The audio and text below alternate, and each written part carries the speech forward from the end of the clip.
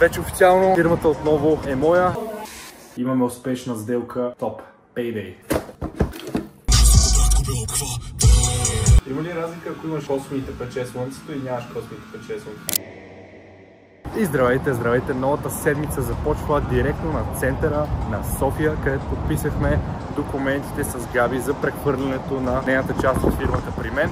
Вече официално фирмата отново е моя и сега остава да подадем документите към агенцията по вписванията. Този път започваме новата седмица с пазарене и всяка седмица снимам потребителската кошница, защото знам, че плателната способност на парите, които ще вземем цялата тази храна, с времето ще изчезне за 170 лева, нещо такова.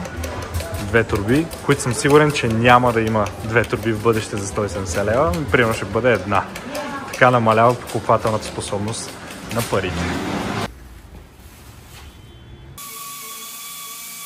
Така и така днес отново явно ми е ден за правене и вършене на задачи. Дойдох да си сменя гумите и доста добре ме обслужиха ето в тази гумаджиница в Княжево. Може да я намерите. Европа се казва. Просто съм доволен от хората. Супер обслужване, обясниха ми всичко. Имаха различни въпроси, които исках да им задам и ме интересуваха. Това не е платена реклама, просто наистина добре се справиха и съм доволен. По какъв по-хубав начин да си завърша деня от една тренировка? Отивам да се видя с Жоро в залата, ще си поговорим малко по работа и след това ще направим една доста здрава тренировка за гръб.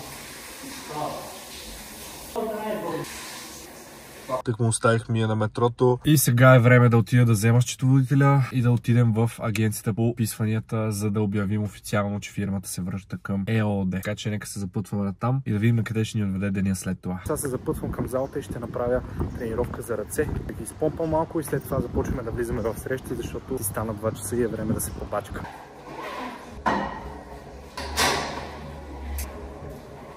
Много обичам такива дни. Дни, в които имам среща с клиент, влизам, среща е 10 минути, разбираме се и продължавам нататък. Всичко е готово, клиентът е доволен, имаме успешна сделка и в момента остава само да прати фактурата за остатъчното плащане. Top Payday. Да действаме! Днес е сряда и знаете, че по график всяка сряда качвам видео в YouTube, така че днес ще се захвана с обработката на видеото. Но преди това, мисля да анбокснем слушалките, които Мони и Любо ми подариха. Нека да ги видим. Ето това са слушалките, Cloud тройките на HyperX и съм развълнуван да видя как ще се чува с тях, понеже абсолютно същите бях подарил на Любо, но не съм ги тествал. Просто той ми беше казал, че са много добри и сега ще имам тази възможност. Нека да видим за какво става въпрос. Взимаме ножицата и изваждам ги. Общо взето е това. Отваряш слушалките и са тук, пред теб. Я да ги видим как седят. Между другото се усещат доста масивни, такива тежки слушалки. Мисля, че да, това търсех.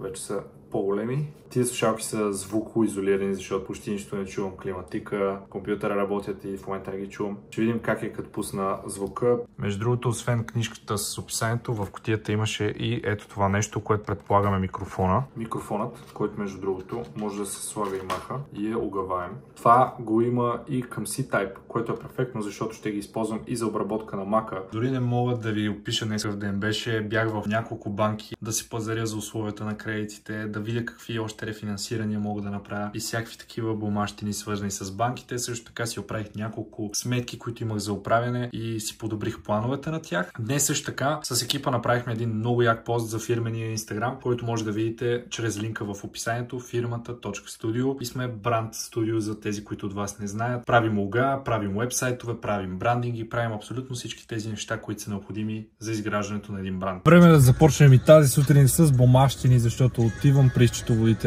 отново. Не знам за кой пореден път, но трябва да се свършат някои неща. Отивам при него, след това ще отидем да свършим няколко работи из града, пак свързани с счетоводни дейности. След това ще направя една тренировка за гърди и това ще е за този ден. Мисля да го взема оф, като приключим с всичките тези задачки, понеже съм започнал от рано сутринта да ходя насам там и да върша работа.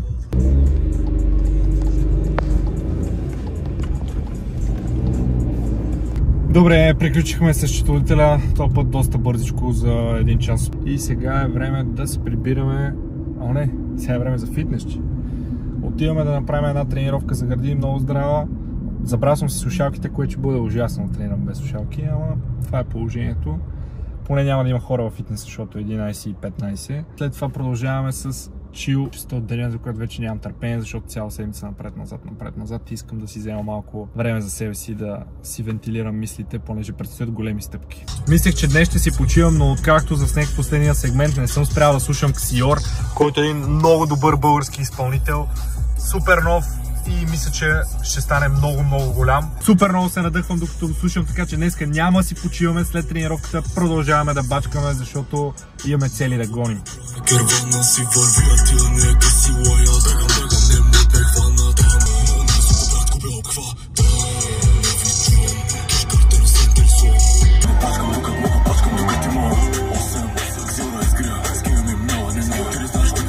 Право да стръкнах, разбираш ли?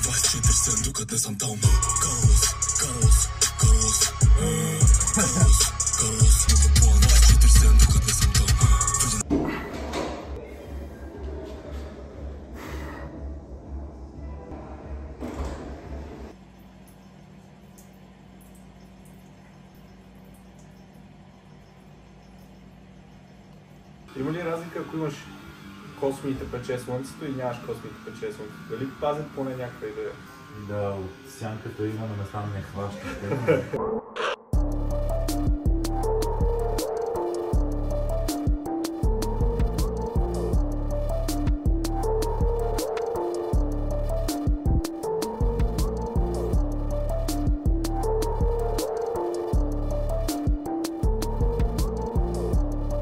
Почнахме да наливаме цвета и ще стане изродско. Между другото, това не е червено, това ми е кръвта.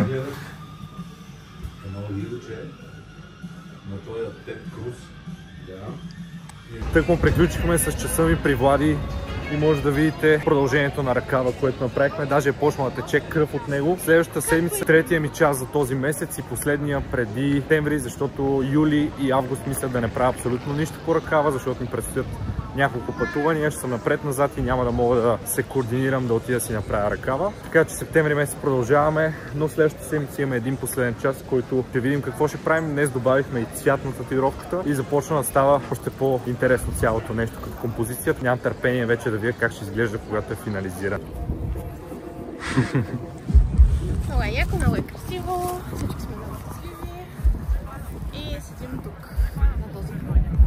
Дойдохме малко да почетем книжка на Залез слънце в парка. Една книжка за двамата. Една книжка за двамата, да. New Level of Bonding. Това ни е неделното занятие за днеска.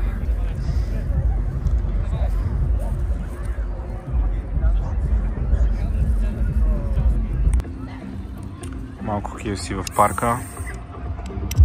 Ами вече ръкава е, така да кажем, цветен. Или поне цвета е започнал. И със сигурност ще му трябва малко повече време за регенерация, понеже цветните татуировки немат малко повече време да хилнат като хората. Така че това предстои следващите дни. Да го мажа отново. Днес не съм снимал почти нищо, защото беше като малък private ден за мен и Мия, в който просто си бяхме аз и тя, говорихме си и ни беше много хубаво. Заснех ви само нашата мини срещичка в парка, която беше и завършка на днешния ден. Много спокойна и хубава седмица имах. Надявам се и вие. Може да намерите инстаграмът ми в описанието и да ми пишете. Отговарям на абсолютно всички.